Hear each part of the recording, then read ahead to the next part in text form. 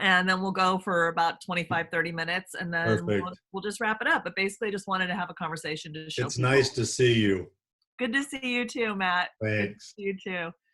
I talk about you a lot, actually. Like when I'm talking about, people, other people running for office that I admire and that people should support. So, Right back at you. well, thanks. Right back at you. So So, hello everyone. I'm Kimberly Graham. I'm a candidate for United States Senate to get rid of Joni Ernst here in Iowa, and so we're working hard to do that. I'm very excited today to continue with our series of kind of more highly focused little discussions that we're having for you to be a part of. And one of our big signature issues in this campaign is investments in families and children. And that comes out of my work for the last 20 years as an attorney for abused and neglected kids and for parents in juvenile court, where I've really dealt with the nitty gritty of people's families and people's lives and children. And I've been able to see over the last 20 years of my work how our investments, our literal dollar investments in children and families, have decreased and decreased and decreased over these past 20 years. An interesting statistic that I got out of an opinion piece, I think it was in the New York Times several months ago, and the name of the article was, "Why Does America Hate Our Children?" Or "Why Does America Hate Its wow. Children?" I think it was. Wow. And it basically went through us, the United States, compared to other nations. And one of the statistics was other developed nations like Western European nations, Canada, spend 2 to 3% of their whole GDP on programs for children and families. And the United States spends 0.6% of its GDP on programs for children, not even 1%. And what I always say about that is, if you want to know someone's values, show me their checkbook. Right. And the United States checkbook does not indicate that we actually value children and families and we're willing to put our money to invest in children and families. It shows that we are only willing to truly invest hard and heavy in the already wealthy in this country. That is where the most of our tax breaks and the investments we make are investments in already very wealthy individuals and companies. So, part of why I'm running, and I know that why my guest is running, is to try to change those priorities. And so I'm super excited to have Matt Tapscott with me today to talk about children and families, and especially this is going to focus on childcare because of what Matt has done for a living. And so I'll just let you tell a little bit, Matt, about who you are, the seat that you're running for in the Decorah area in Iowa for the Iowa State Legislature, and then like what you've done for the last 20 years or more. Kimberly, I'm so thrilled that you're in this race. You do Iowa a great honor. Thank you for being in this race Thank at you, the Matt. level that you are. Thank you very much. And nice to see you, and thanks for the opportunity to visit about something we're both very passionate about. When I got out of the Marine Corps, I was honorably discharged as a sergeant. And like a lot of ex-military people do, they may look at law enforcement in some capacity. And so I was on my way actually to interview for a position in law enforcement. And a friend said, "I want you to stop and talk to the executive director of this childcare agency in Des Moines at the what was it? Daycare Services Incorporated back then. They managed 4 centers throughout the Des Moines area. And they hired me on the spot to direct one of their centers down in the Naomi Wright Daycare Center down on the southeast side of Des Moines, which, 40 some years ago was a very struggling area. But I tell you what, I fell in love with the work because it was a community center. It was a community-based center. The families that it served were from that community. All of the staff that worked in that building, except for myself, were all people who lived in the community. So I fell in love with the work of caring for children well in pretty intimate settings. That started my career in early childhood education. I've been doing it for almost 40 years. A couple times I took a little hiatus to check something else out, but I kept coming back to this work that I love. And you were saying something in your introductory remarks that make me think about that it brought this up for me. Over 40 years, the number of times that I've sat in meetings and had the same conversations that we had 10 years ago and 20 years ago and 30 years ago breaks my heart. And Mhm. I think of the children of the Naomi Wright Daycare Center, or centers like that, that are serving, you know, some populations who perhaps economically are more at risk. Um, but we have these same conversations over and over and over, and we're not moving the needle of quality. Most working parents who are looking for care will tell you that they struggle to find high quality childcare. Um, and I want in our time together this afternoon to talk about, because one of the first things that I learned as I was a Marine Corps sergeant and became the director of a child care center. And one of the first things that I learned in that work is that there is no difference between high quality childcare and high quality preschool. They are one and the same thing. The human developing brain doesn't care where it's at. It's going to learn whatever environment it is in. And if you're doing child care well, the brain doesn't recognize the difference. The brain thrives if it's high quality. And we can talk about what that looks like and what it, because it does exist in Iowa. But one of the first things I learned was that there is no difference between high quality childcare and high quality preschool. The developing human brain doesn't care. It's going to learn wherever it is at. So, Yeah. So one of the things that I have as a goal, as as hopefully becoming a United States Senator, is to I've actually started kind of sketching out something I'm calling, as a working title, the American Child Care Act, which I hope would revolutionize childcare in this country. And by revolutionize, I mean take what we're doing that's already good, um, right, and by revolutionize, I mean put the investments behind that, put the money behind it, so that it actually is scalable, so that we actually have everyone truly being able um, to get high quality childcare. Because I know you know that in Iowa there's a dollar amount cut off, and you get a subsidy for your childcare if you make below that amount. And if you make 1 penny per hour too much, you get completely shut off of your childcare subsidy. There's no kind of stair step thing where then you pay a little more, you know, you get a little more, you pay a little more. It's like right. it's just To fall gone. off And the cliff, to fall yeah, off the cliff, right, that's right. And so we have people falling off this childcare cliff who are doing everything right. This is right, one of the things this is a good example of when we talk about sort of like systemic issues of why people can't get ahead. This is a perfect example, because we should be incentivizing the people that want to go out and work, and they're out working, and we should incentivize them to be able to earn more money. But if we take away 150 bucks of subsidy in right. one fell swoop, and they didn't suddenly start making 100 or 150 more dollars per week, but now they're 100% responsible for that childcare bill, then they're worse off than they You were. know, I've had single moms who've told me they've quit their job, or they had to turn down a raise because right. they couldn't afford to lose their childcare. And I know the Iowa legislature, there have been several bills before, you know, before COVID-19, there were several bills this legislative session, and one of them addressed the cliff and how to tier that so people don't fall off that cliff like that. And you know, I'm excited about the potential of that. You know, the big picture of it is, and this is somebody who's been in the field for 40 years, we're institutionalizing all of our early childhood education. We're institutionalizing it, and we're eliminating childhood from children's experience. And that's one of the things that I strongly advocate for in our statewide association in family childcare. We're a lot of us, not all of us, there are folks who um, you know, want to provide their services in a different way. But most of us are about play-based learning, recognizing what children need is childhood. With both parents in the workforce, they don't need one more structured institutional setting to be part of. And a name that I want to give to you is Dr. June Lee.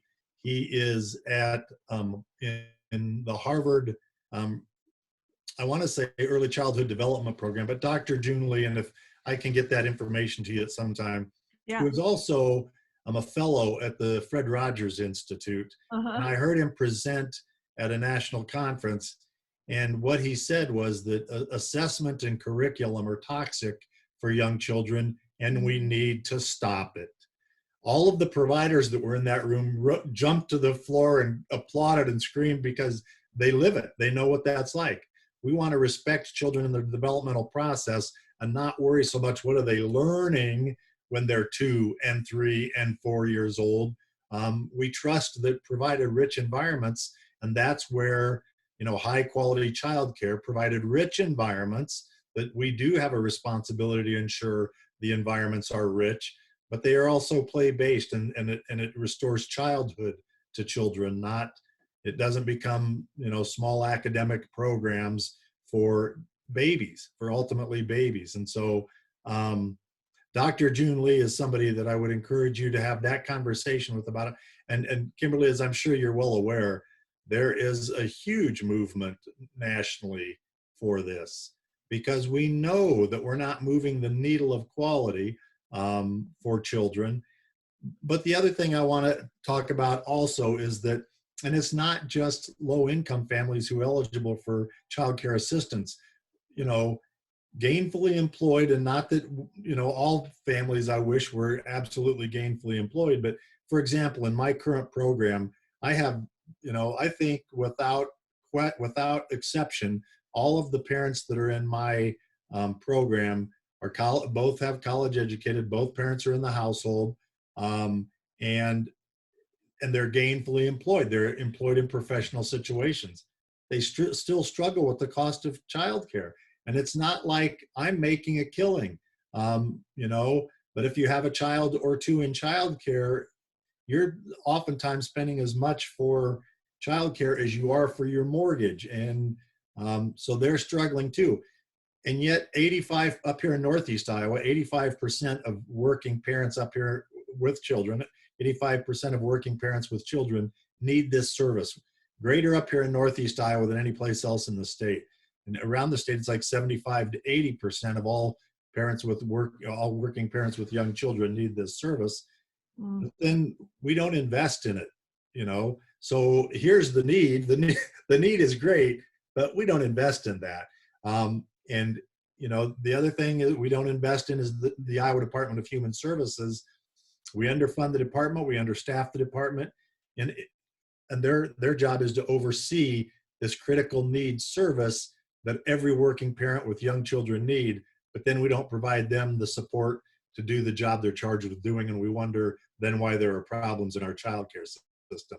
That equation just doesn't add up. And so there are so many ways that we can do this differently and do it better. And I'm going to say two more things, and then the floor is yours. Is we have to get the money to where it needs to be, and the money needs to be to the working families at every level and to the providers that deliver quality services. Mm-hmm. We need to quit building middle management systems where the money doesn't actually get to the providers and to the consumers, the parents.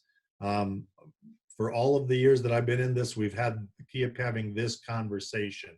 There have to be additional incentives and supports for the providers who deliver quality services and for the consumers who purchase those quality services. So that's how I feel about that. Yeah, I agree 100%. And I know that simply just the number of spots available is an issue, and not just in rural areas, although it certainly is in rural areas where we have people driving an hour to take their child to daycare because there's no daycare spots anywhere closer.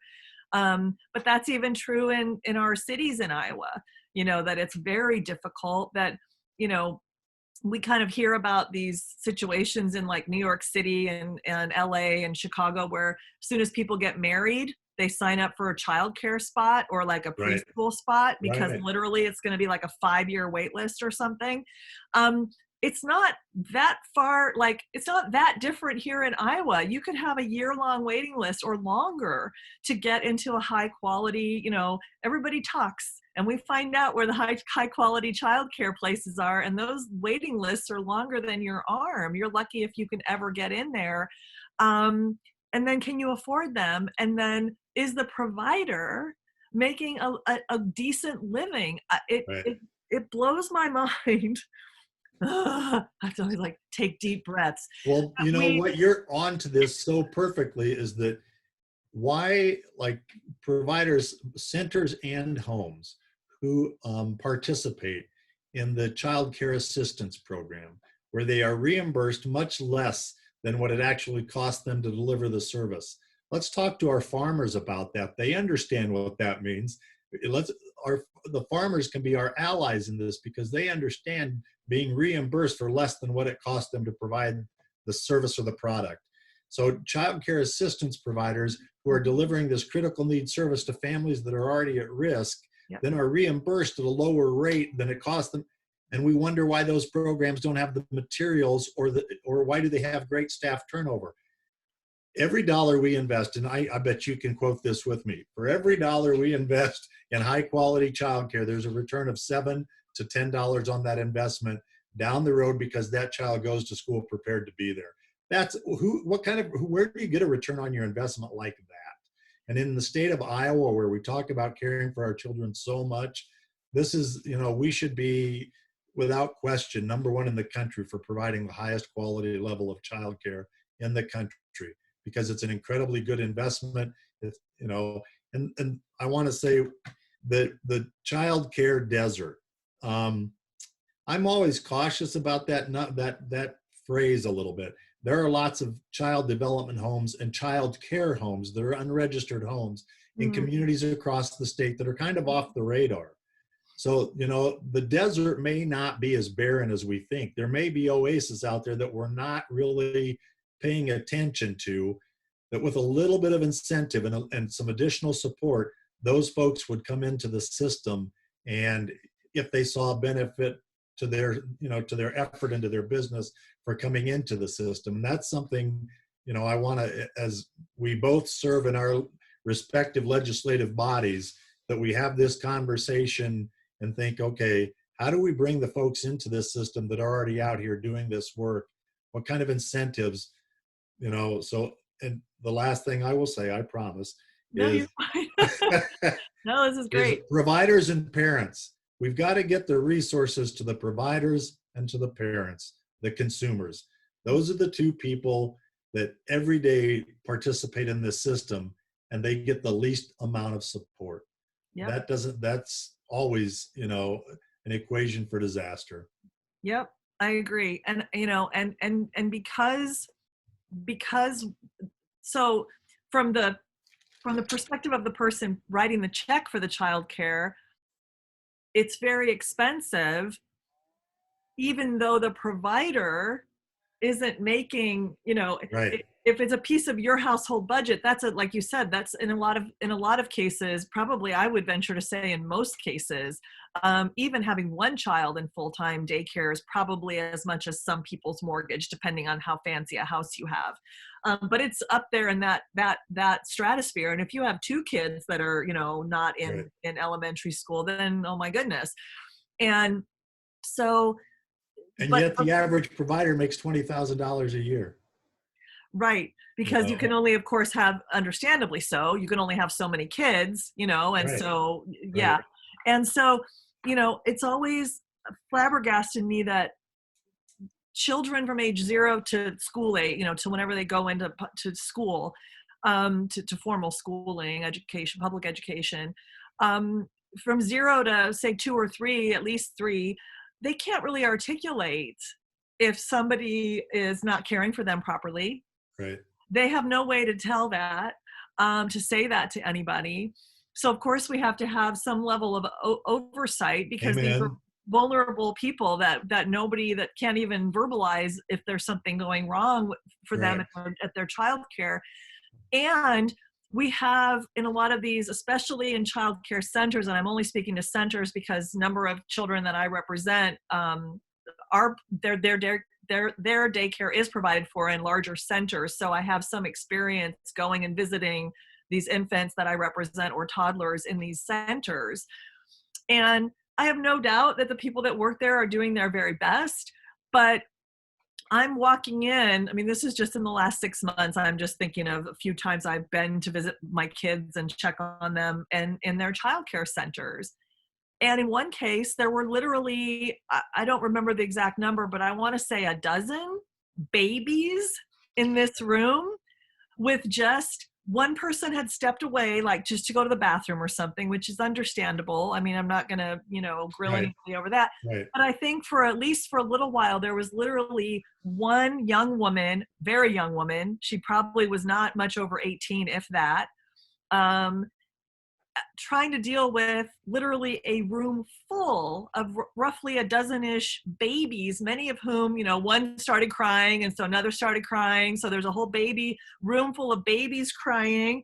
Some of whom I could tell had dirty diapers, who needed, and almost all of whom needed to be picked up and And I'll tell held. you what, Kimberly, the fact that you're in that room is such an overwhelming, sense of pressure to that young provider.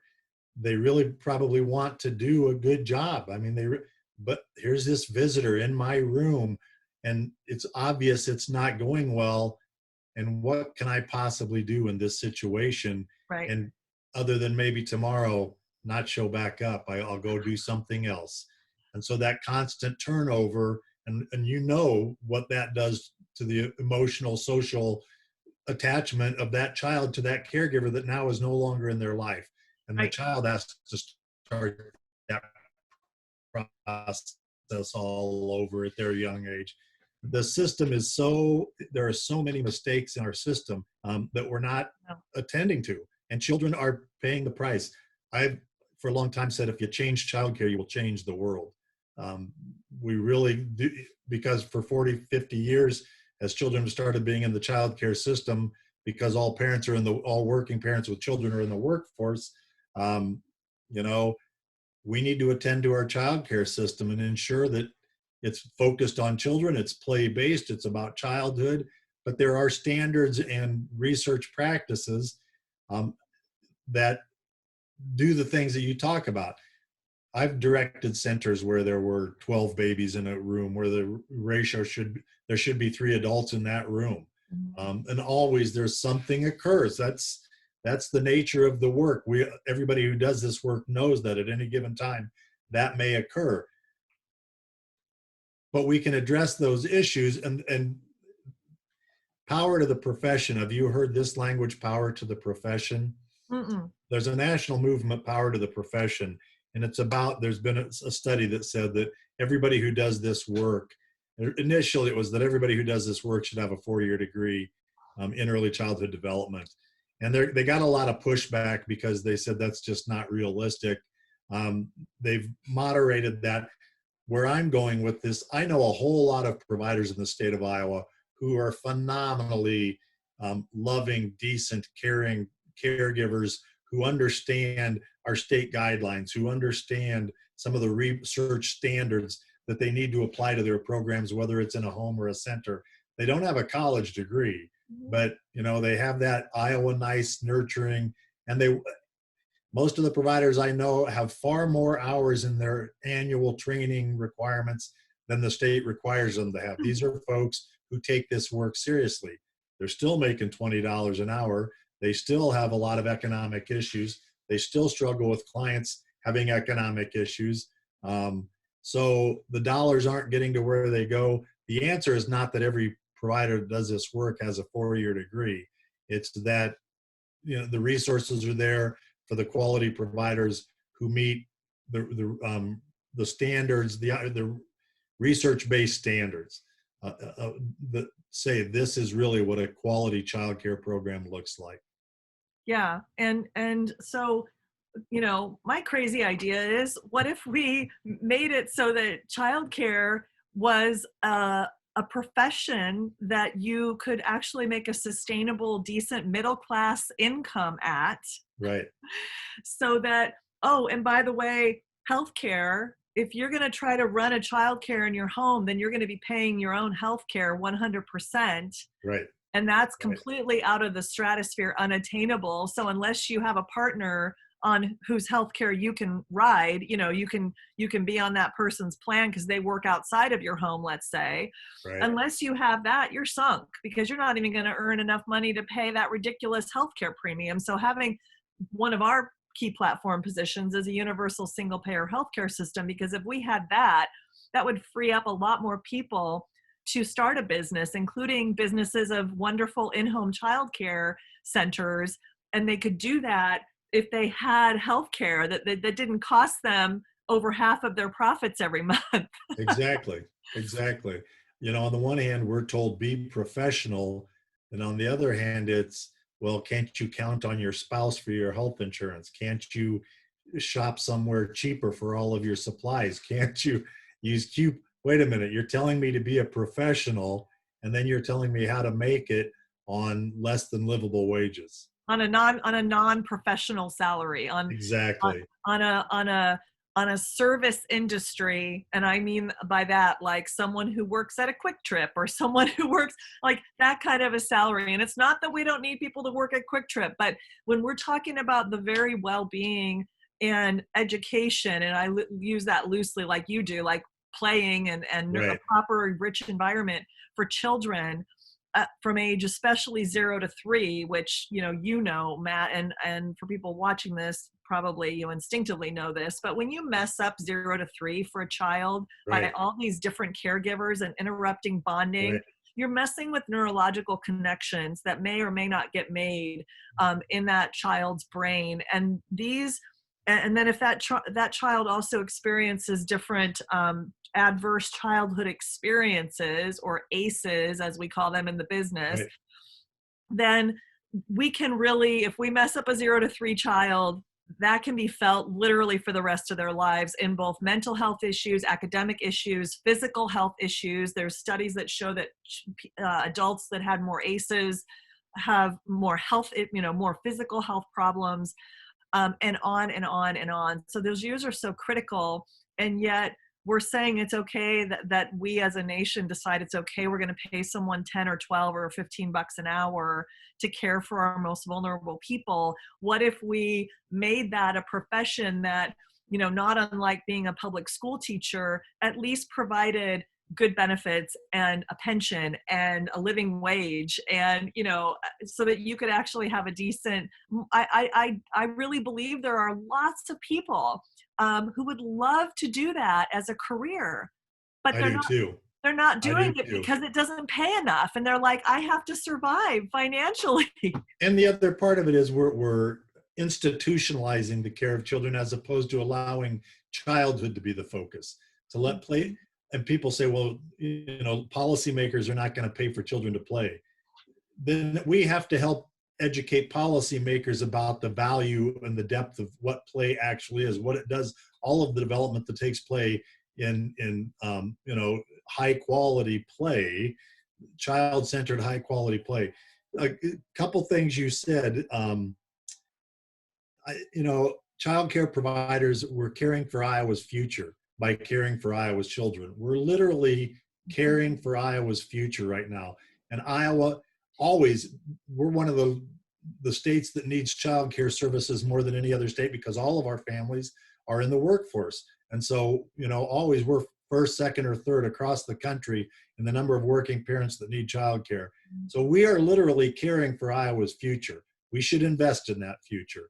And the other part in regard to an investment is Tom Vilsack, when I was working with the Vilsack administration, that's how long I've been doing this, that he would say, this is a critical needs service. And we invest in critical needs services differently than we do other services. Mm-hmm. Nobody's ever really wrapped their brain around that, but I love that. And I give Tom Vilsack all credit for it. This is a critical needs service, and we invest in critical needs services. I would say elder care is a critical needs service. We invest in critical needs services differently than we do other services. And we're not doing that in Iowa, and we're paying the price because of it. I love your plan. I love this national conversation. And more than a conversation. Yeah, absolutely. And other developed nations somehow manage to make childcare something that everyone can afford. I absolutely have not yet done a deep dive into the exact way that childcare is administered or provided in Right. other nations that do that. But to me, it's a start. That can you access it and can you afford it? And I think that what I have seen in other nations is that it is considered uh, more of a sustainable profession, Right. that you're a child care provider than it is here. And Change childcare, you will change the world. yeah, Wow. absolutely, absolutely. Um, what do you think would be, in like really concrete terms, like if we could both wave magic wands, like, my desire for a federal program is just that, I don't want states. I understand, that states like to keep control of certain things for certain reasons, but I just believe this is such a fundamentally important service that's got to be funded properly and well, and Right. shouldn't be given to the whim of individual state legislatures that may become Republican or Democrat, and then we don't have that anymore. Something that France does that's really interesting, that just pinged in my brain when I was saying that about Republican and then Democratic dominated legislatures. So things keep getting done and undone in our country, right? Right. We make some progress and then the other party gets in power and then they undo everything the other party just did. Right. France doesn't do it that way. There are certain laws that become law in France, and again, I haven't looked into the nitty gritty details. Sure. Is there something different in their constitution that allows this, or what? I don't know. But I know that there's certain things that they do in France, like, for example, all of their action on the climate crisis, that they aren't, a future administration cannot come in and just undo it all. Like they've made that not possible. Like you can't legally do that. Right. And I think it should be that way with certain fundamental human rights that we need, and fundamental, like you said, services that are critical needs services. They shouldn't be up to the whim of any political What party. party's in charge? Right. Right. And so I like the idea of a federal program because it'd cover absolutely everybody everywhere. And you wouldn't get the short end of the stick if you live in a state that doesn't think that you should be able to have that program. Right. Um, and and also typically the feds have more money, to invest in programs like this. Um, but if we could wave a magic wand, though, what would you say would be like, what are some thoughts about, like, if we had a universal federal child care policy or plan? I mean, it sounds like we want to somehow give like direct payments to people who need it, and or providers, or some combination of those. I think every provider, but particularly providers that are delivering child care assistance to income eligible families. So income eligible families already mean that they are making, a lower wage. They're making a lower wage. So their family is eligible for assistance because of their low wage. The providers who are delivering that service should never be at a want for the materials they need to run a high quality program. Mhm. Those children that are already in those child assistance programs and coming from families that already have economic struggles and therefore probably some additional struggles as well. Not that all families don't, but those families particularly, that provider, that program, that provider should never be at a want for any materials for their program. They should never be at a want. It would be a good investment to ensure that that provider has health care and a retirement plan and a livable wage, so that the consistency of care, because you just talked about, we know 0-3, that if you have a different provider all of the time, and that's what happens in those high risk programs, because the turnover is somewhere around 70% a year. So Wow. the child's developing brain never has a chance to bond with that primary caregiver other than the parent, who very well might be working a second or third job anyway. And so the value of investing in these child care assistance programs, to create a model, and there is a model that exists, the military model in this country. And Kimberly, as you get into this, maybe you've already looked into this, the best model in the United States is the military model. They require accreditation, and they require a high standard of delivery of service. And then they compensate their providers accordingly. Wow, what a concept. So, there is a model for that in the country already. But a child care assistance provider who's delivering care to at-risk families should never be at want for materials. It makes no sense that a child care provider delivering that service can't buy more books, can't buy more blocks, can't buy more creative expression materials for children who already have struggles against them. We talk about sending children to kindergarten not ready to be there, but then we put children in programs that can't afford to provide the materials to stimulate them so they can somewhat get onto a more level playing field with the children who come out of my program, whose parents, who we do that in my program, but then they go home and do it with their families as well. And they go visit the museums, and they go, that's what the child care assistance program should be doing for those at-risk families. That would be a hell of an investment, and it would pay off incredibly in this country. Mm-hmm. That would be one place to start. And that might be low-hanging fruit. Maybe, Exactly. maybe we can't do everything, depending on who we get for president and whether we flip the Senate, maybe we can't do everything. But if we could start there by making sure that those who are providing the child care to the at-risk families have even more supports, have an abundance of financial supports, both so they make a good living and we reduce that turnover, but so they can also provide the actual physical environment with all of the things, books and toys and all of the playthings that they need.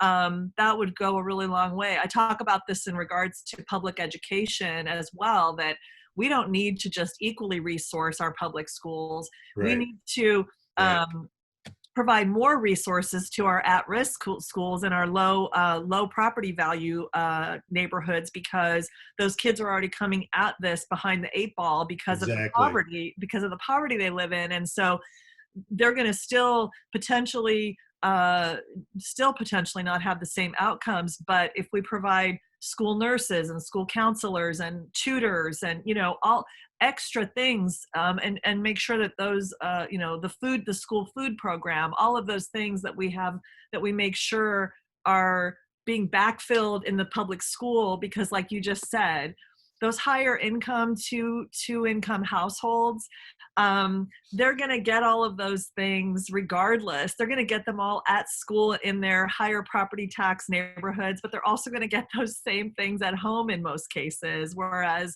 we've kind of got a double strike against us when we're dealing with at-risk families. So we need to be trying to make schools an equalizer of opportunity. Same with childcare. We need to make childcare and the learning that happens in those years and try to make that an equalizer of opportunity instead of entrenching an inequality of opportunity because we've continued to lower resource those folks. Colorado is implementing, Colorado, Louisiana, and I think Maine, but Colorado for certain implemented a child care provider tax credit where the credit goes directly to the provider. And what that does, it reduces their overall cost of operation. And of course, they have to have a standard of quality. And it doesn't have to look like a preschool or a school. It can be high quality play-based childcare. There are assessment tools for that to ensure children are getting what they need in those environments, and they are. But that then reduces the provider's overall cost of operation, which they can pass on to the consumer. So that, like, if there was a tax credit like that for a program like mine, then I could pass that on to my consumer. So, both of these are gainfully employed, but we know what that means in this market, $47,000, $50,000, whatever that is. That still, then we can reduce their child care fees by a corresponding amount. The provider is making a little bit more. They have access to some benefits that are important. And then the consumer too is getting assistance with that. So the problem with our childcare system is this is the parent's responsibility. In this Mhm. nation, it's the parent's responsibility. And we've created an environment where all parents have to be in the workforce, or most parents have to be in the workforce, Mhm. and childcare is your responsibility. And that has never worked. In all the 40 years I've been in this industry, that has never worked. And it's time to do something much different. Yeah, I mean, we've decided as I understand the sentiment of people who say, well, I don't have children, I don't want children, why should I have any contribution to other children, getting childcare or even public education, people that um, don't like that their property taxes are going to fund public education or for a variety of reasons. And to that, I always say, well, look, we've decided that, for example, a public library, we decided at some point in our past that public libraries were worth investing in because they make our entire nation, our society, our culture better. And Right. we're talking about fundamentally about human beings and what they need to live lives of health and dignity and thrive and become, emotionally, mentally, physically well people, if at all possible. That should be our goal. And so if that's our goal for everyone in our society, then we should all be pitching in and we should all want that.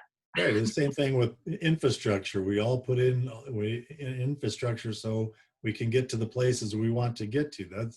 That's a public investment. And for every dollar we invest in high quality childcare, we send that child to K to 12 better prepared to be there, and saves a lot, $7 to $10 on remedial care when they get to that environment. It's a good investment for all of us. So It is. And and that kind of attitude of, well, I got mine, or I don't have kids, so I shouldn't have to. I mean, that just to me is kind of an underlying, to me, incorrect attitude, which is that we're all sort of islands unto ourselves. And it doesn't recognize the fact that we're all, whether we like it or don't like it, that we're all interdependent and interconnected with each other. And so why wouldn't we want all of our other fellow humans in this country to thrive? e pluribus unum. So That's right. That's right. Well, anything else you want to mention, Matt? And by the way, I don't know if you mentioned this. I mean, you might have mentioned it tangentially, but if we didn't mention it, we'll mention it again now, that Matt Tapscott is running for the Iowa Senate, right? Senate and correct. Yes. district. What district? 28th district in beautiful Northeast Iowa.